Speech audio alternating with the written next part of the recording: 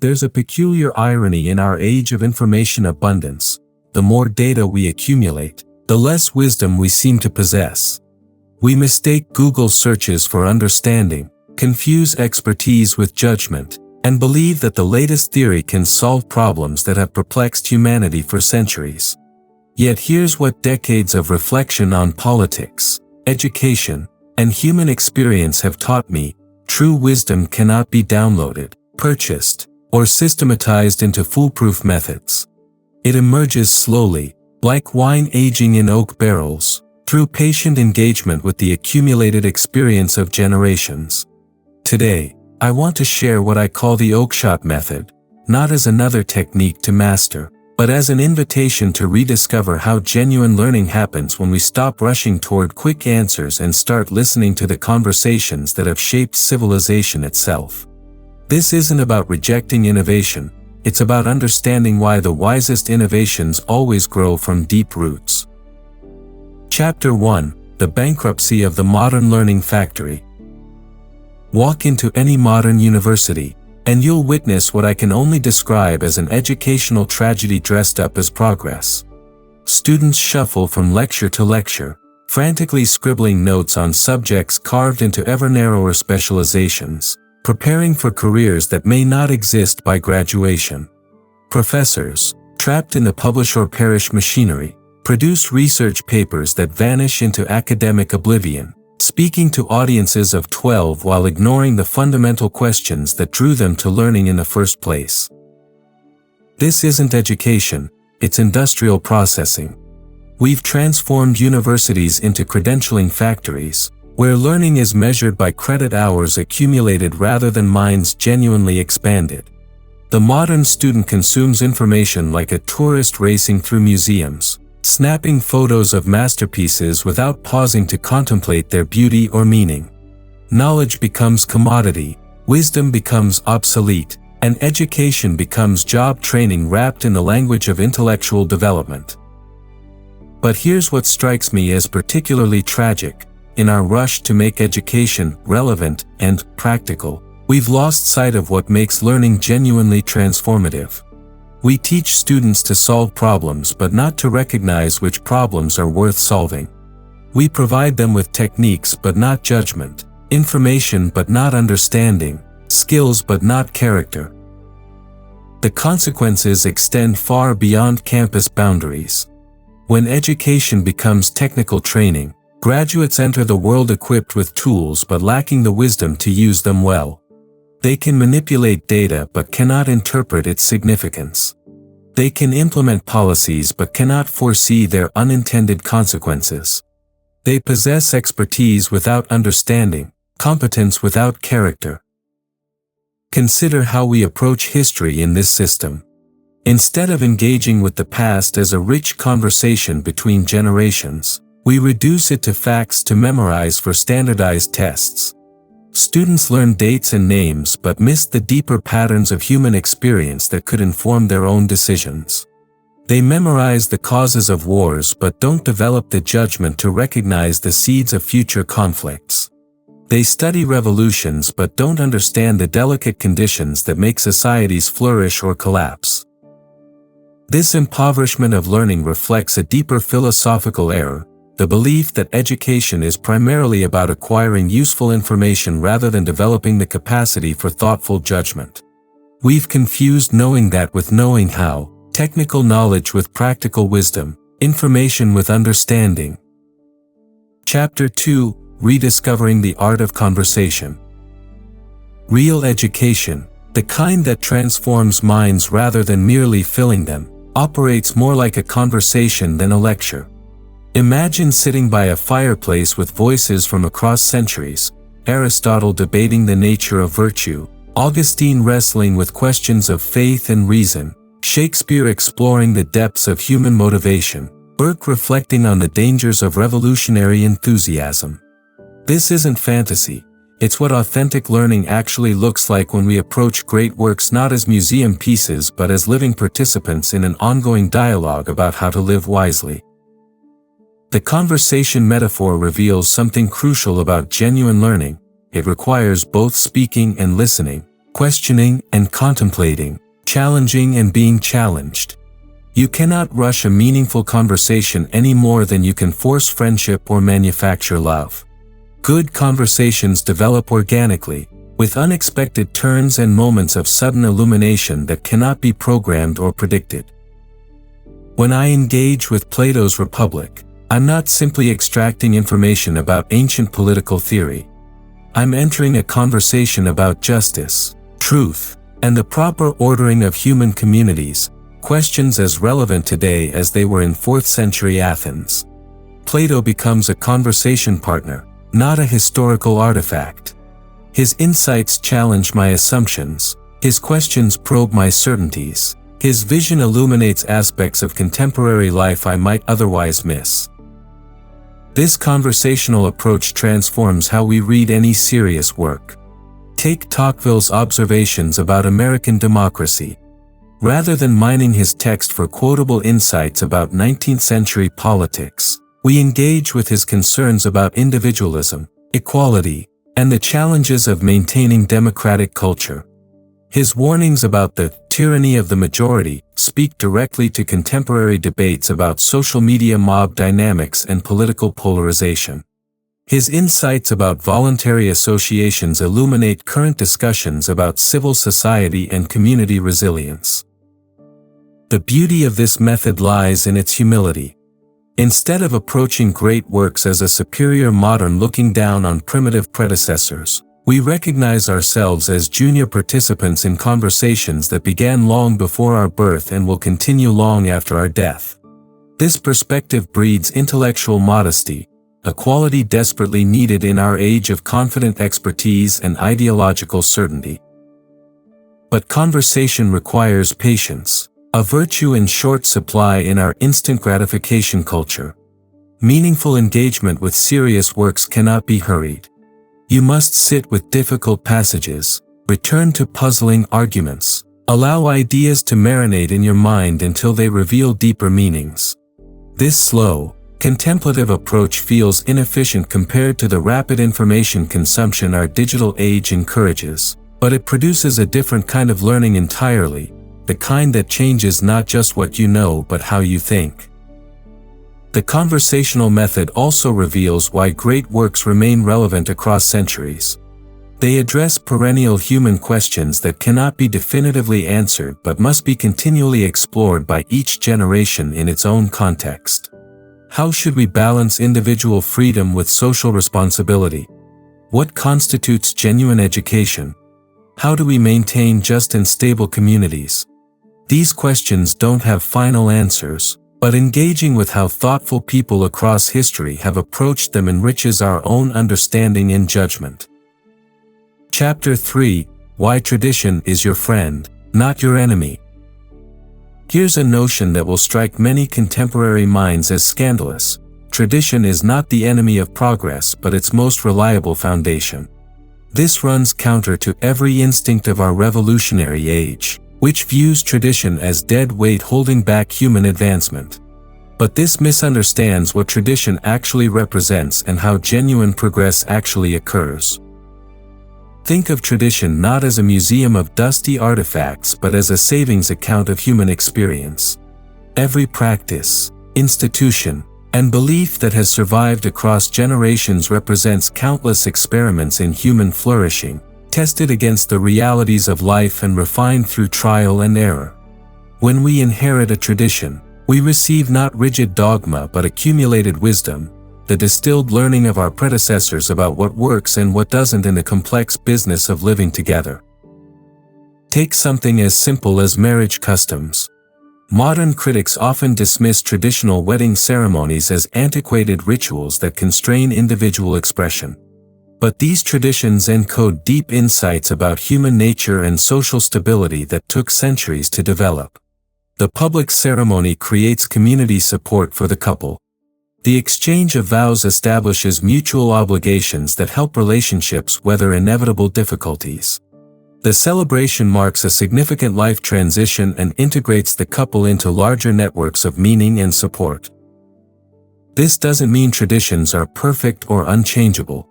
But it does mean they deserve respectful attention rather than casual dismissal.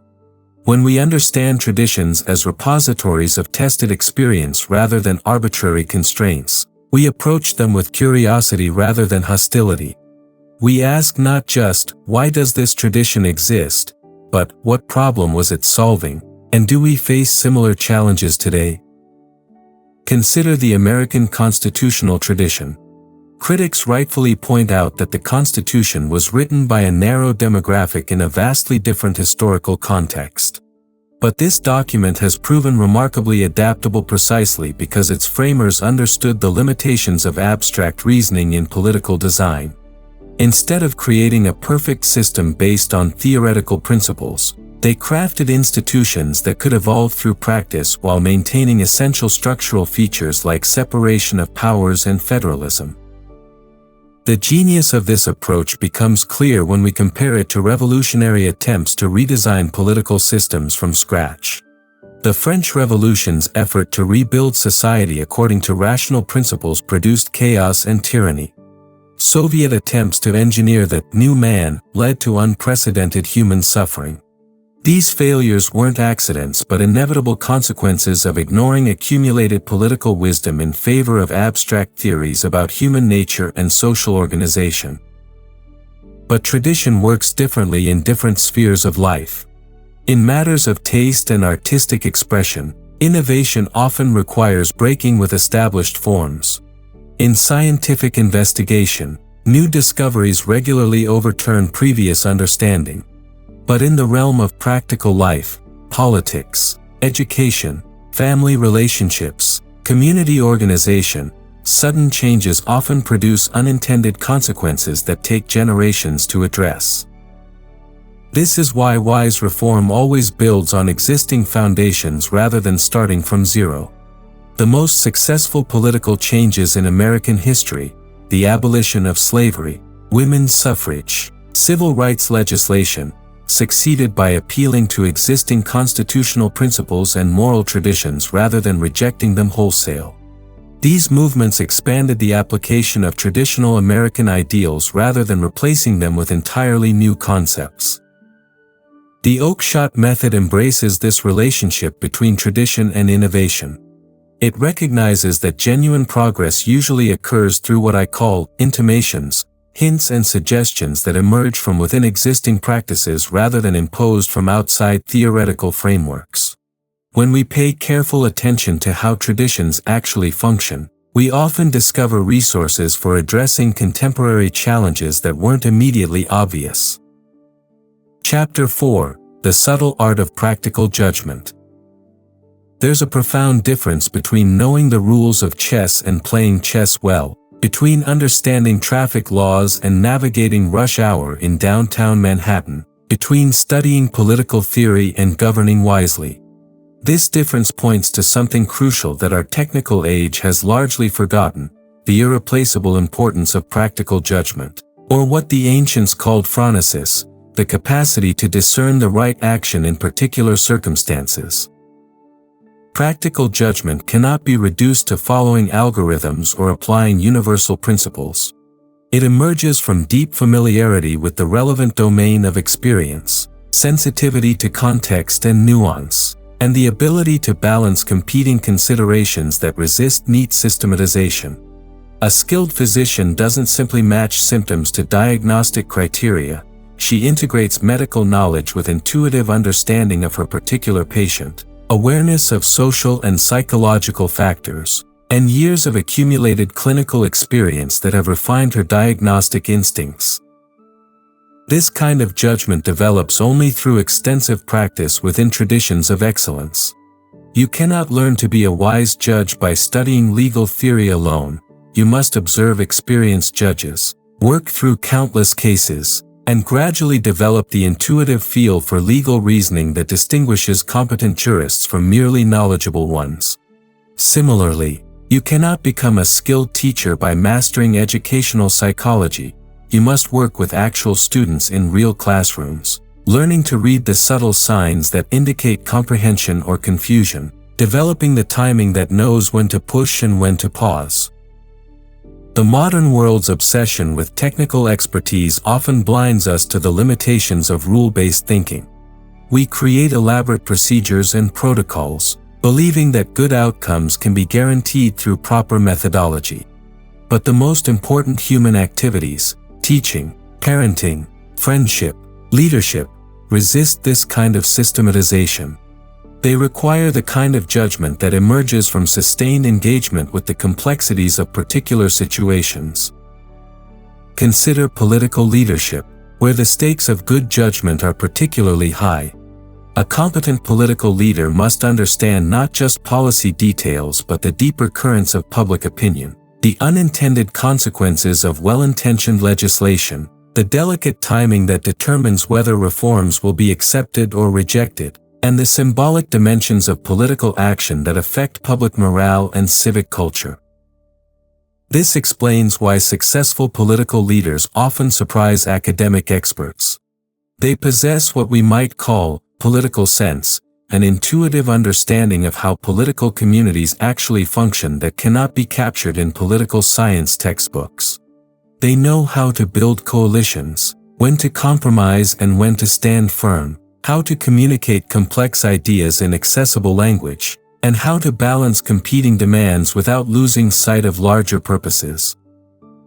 The development of practical judgment requires what I call apprenticeship to excellence. This means finding mentors who embody the kind of judgment you hope to develop, observing how they handle difficult situations, and gradually taking on increasing responsibility under their guidance.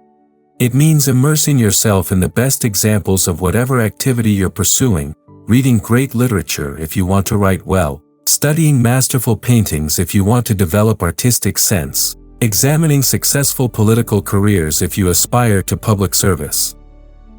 But here's what makes this particularly challenging in our current educational environment: practical judgment cannot be hurried. It develops through patient engagement with complexity over extended periods of time. You cannot master it through intensive workshops or crash courses. It requires the kind of sustained attention and gradual development that our accelerated culture finds difficult to accommodate. The Oakeshott Method embraces this slower rhythm of development. It recognizes that genuine expertise, the kind that involves practical judgment rather than mere technical competence, emerges through what might be called dwelling with important works, ideas, and practices until they become part of your intellectual and moral equipment. This dwelling involves not just studying but practicing, not just understanding but embodying, not just knowing but becoming. Chapter 5: Learning to Live with Uncertainty. One of the most profound gifts that genuine education can offer is comfort with uncertainty, not the paralysis of complete skepticism, but the confident humility of understanding the limits of human knowledge and the complexity of human affairs. This runs directly counter to our culture's demand for definitive answers, expert certainty, and systematic solutions to complex problems. Most of the important questions we face in life don't have clear-cut answers that can be looked up in reference books or calculated through scientific formulas. How should we balance individual freedom with social responsibility? What constitutes a life well lived? How do we maintain justice while preserving mercy? These questions require ongoing reflection and practical experimentation rather than final theoretical resolution. The discomfort with uncertainty that characterizes our age leads to two equally destructive responses. The first is the desperate search for ideology, comprehensive systems of belief that promise to answer all important questions and provide clear guidance for every situation. Whether progressive or conservative, secular or religious, these ideologies offer the false comfort of certainty at the cost of intellectual honesty and practical wisdom. The second response is cynical relativism, the conclusion that since we cannot achieve perfect certainty, all opinions are equally valid and all choices equally arbitrary. This abandons the difficult work of making reasonable judgments in favor of either paralytic indecision or arbitrary assertion of personal preference. But there's a third way, One that embraces uncertainty as a natural condition of human existence while still maintaining confidence in our capacity for reasonable judgment. This approach recognizes that while we cannot achieve perfect knowledge, we can develop increasingly refined understanding through careful attention to experience and thoughtful engagement with the wisdom of others. Consider how this applies to understanding human nature, a question fundamental to politics, education, and ethics.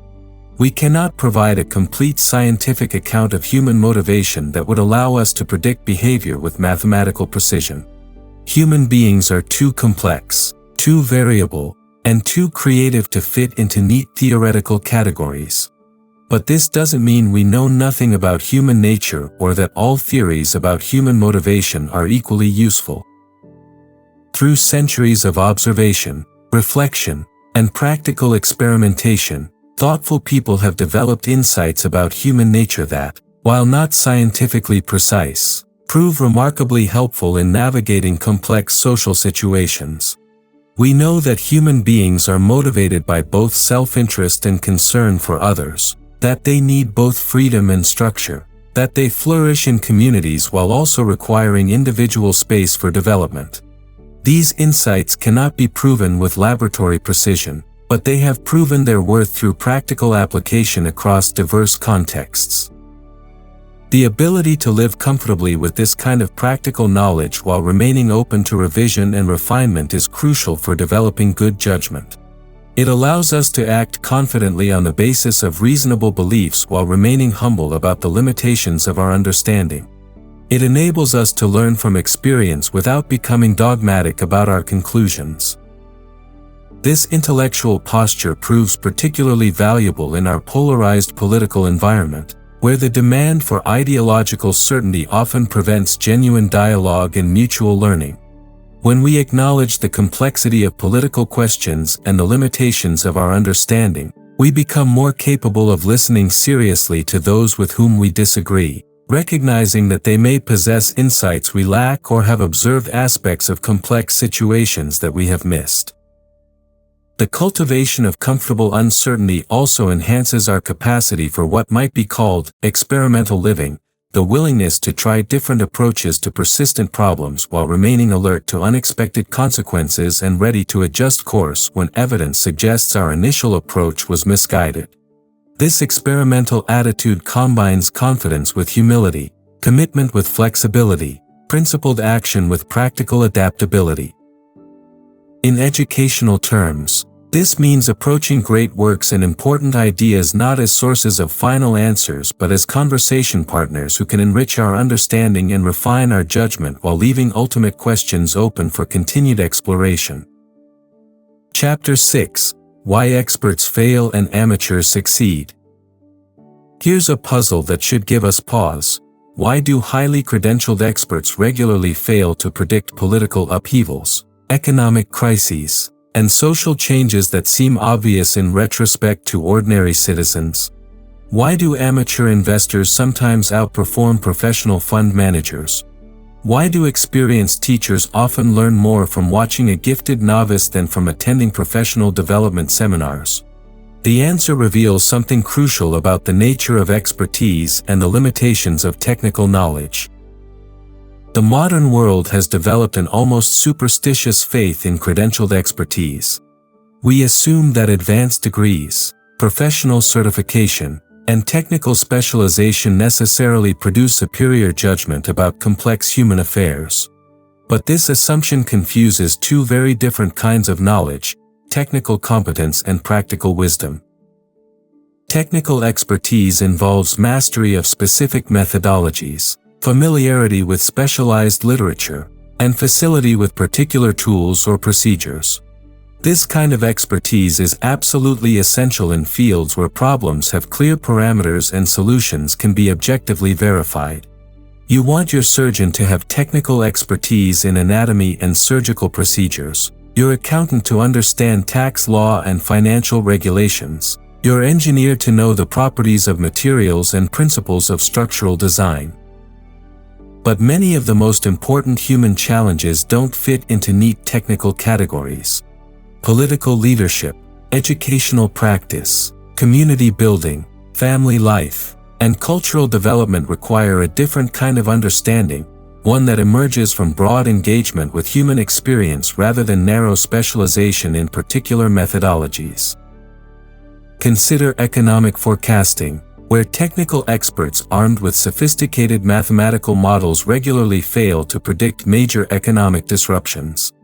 These failures don't usually result from inadequate technical knowledge but from the inherent limitations of trying to capture complex human behavior in mathematical formulas. Economic activity involves millions of individual decisions influenced by psychological factors, cultural patterns, and social dynamics that resist quantification. Meanwhile, ordinary citizens often sense economic trouble brewing through direct experience with changing employment patterns, shifting consumer behavior, or emerging social tensions that don't show up in official statistics until much later. Their understanding may lack technical sophistication, but it often proves more accurate because it's grounded in lived experience rather than abstract modeling. This pattern repeats across many domains. Political experts trained in polling methodology and electoral analysis failed to predict Brexit, Trump's election, and numerous other political surprises that ordinary voters saw coming. Educational experts armed with learning theory and statistical analysis often miss what experienced teachers understand intuitively about how children actually develop and learn. The problem isn't that technical expertise is worthless, but that it becomes dangerous when it claims authority beyond its proper domain. When experts mistake their specialized knowledge for general wisdom about human affairs, they often advocate policies that look good on paper but fail catastrophically in practice because they ignore crucial aspects of human nature and social reality that don't fit into their theoretical frameworks. The amateur advantage comes partly from freedom from professional groupthink. Experts within particular fields often share assumptions, methodologies, and blind spots that prevent them from seeing alternatives. Amateurs, unburdened by professional orthodoxies, sometimes notice patterns and possibilities that trained experts miss. But the more fundamental advantage comes from what we might call existential engagement with the problems being addressed. Parents thinking about education policy have stakes in the outcome that educational researchers don't share. Small business owners considering economic proposals understand aspects of entrepreneurial reality that academic economists often miss. Citizens worried about political trends possess insights about community life that professional political scientists may lack. This doesn't mean we should reject expertise entirely or assume that ignorance is superior to knowledge. Rather, it suggests we need a more sophisticated understanding of when different kinds of knowledge are most valuable. Technical expertise proves most useful when problems have clear boundaries and solutions can be objectively verified. Practical wisdom becomes more important when dealing with complex human situations where multiple factors interact in unpredictable ways. The Oakeshott Method values both kinds of understanding while maintaining healthy skepticism about claims to comprehensive expertise in human affairs. It recognizes that the most reliable knowledge often emerges from the intersection of technical competence and practical experience, theoretical understanding and lived engagement, professional training and amateur insight. Chapter 7: Building Your Own Learning Laboratory. The beauty of the Oakeshott Method is that it requires no special equipment, expensive software, or institutional affiliation. Your learning laboratory can be as simple as a comfortable chair, good lighting, and access to books that have weathered the test of time. But creating an environment conducive to genuine learning involves more than physical arrangements. It requires cultivating habits of mind and patterns of engagement that allow ideas to take root and flourish. Start by choosing your conversation partners carefully. Not every book deserves the kind of sustained attention that genuine learning requires. Focus on works that have demonstrated their staying power across generations, books that continue to provoke thought, challenge assumptions, and illuminate aspects of human experience that remain relevant despite changing circumstances. These are the works that reward repeated engagement and reveal new insights each time you return to them. Create what I call thinking time, periods of sustained attention protected from the constant interruptions that characterize modern life. This means turning off notifications, finding quiet spaces, and allowing yourself the luxury of following ideas wherever they lead without worrying about immediate practical applications. Some of the most valuable insights emerge during these apparently unproductive periods of reflection and contemplation. Develop the practice of commonplace keeping, maintaining a notebook where you record significant passages, interesting questions, and emerging connections between different ideas. This isn't about creating an elaborate filing system, but about having a place to capture insights before they vanish and to trace the development of your thinking over time. The physical act of writing by hand engages different cognitive processes than typing and often leads to unexpected discoveries. Engage seriously with people who disagree with you, not to win arguments but to test and refine your understanding. Seek out the strongest versions of opposing viewpoints rather than the weakest strawman versions that are easier to dismiss. This requires intellectual courage and genuine curiosity about how thoughtful people can reach different conclusions about important questions. Practice what might be called slow reading, the patient engagement with difficult texts that allows their full complexity to emerge. This means reading important passages multiple times, looking up unfamiliar references, and sitting with puzzling arguments until they begin to make sense. It means allowing yourself to be confused and working through that confusion rather than seeking immediate clarity. Cultivate relationships with people who are further along in their learning journey than you are. This might mean finding mentors in your professional field, joining discussion groups focused on serious books, or simply paying attention to how thoughtful people approach complex questions. Learning happens through apprenticeship to excellence, and you can't develop good judgment without observing it in action. Balance focused study with broader exploration. While sustained engagement with major works forms the core of serious learning, you also need exposure to different perspectives, unexpected connections, and surprising insights that come from reading outside your normal areas of interest. Maintain curiosity about fields distant from your primary concerns while developing depth in areas that matter most to you. Create regular opportunities for synthesis and integration. Set aside time periodically to reflect on how different ideas connect, what patterns emerge across various domains of experience, and how your understanding has evolved. This might involve writing essays for your own benefit, giving informal presentations to friends, or simply having extended conversations about important questions. Most importantly, approach learning as a lifelong conversation rather than a series of problems to be solved. The goal isn't to accumulate a large collection of facts or to master a particular set of skills, but to develop the kind of understanding that enhances your capacity for practical judgment and enriches your appreciation of human experience. This approach requires patience in an impatient age, sustained attention in a culture of distraction, and intellectual humility in an era of confident expertise. But it offers something increasingly rare, the possibility of genuine wisdom rather than mere information, practical judgment rather than technical competence, and the kind of understanding that remains valuable regardless of changing circumstances.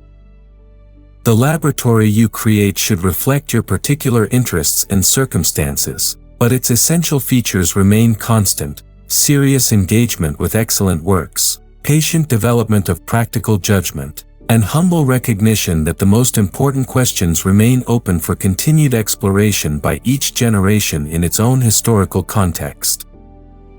Conclusion.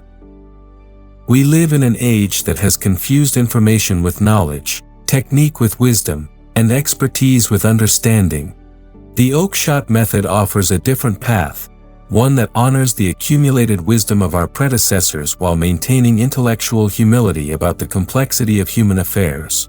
This approach cannot promise quick results or easy answers, but it offers something more valuable: the possibility of developing the kind of practical judgment that enables us to navigate uncertainty with confidence and engage complexity with grace. The method asks nothing more than sustained attention to excellent works, patient development of practical wisdom, and humble recognition that the most important questions require ongoing exploration rather than final resolution. In our hurried age, this slower rhythm of learning may seem inefficient, but it produces the kind of understanding that remains valuable across changing circumstances, the ability to think clearly, judge wisely, and participate thoughtfully in the great conversation of civilization. This is education in its truest sense, not the accumulation of credentials or mastery of techniques, but the cultivation of minds capable of wisdom, judgment, and wonder.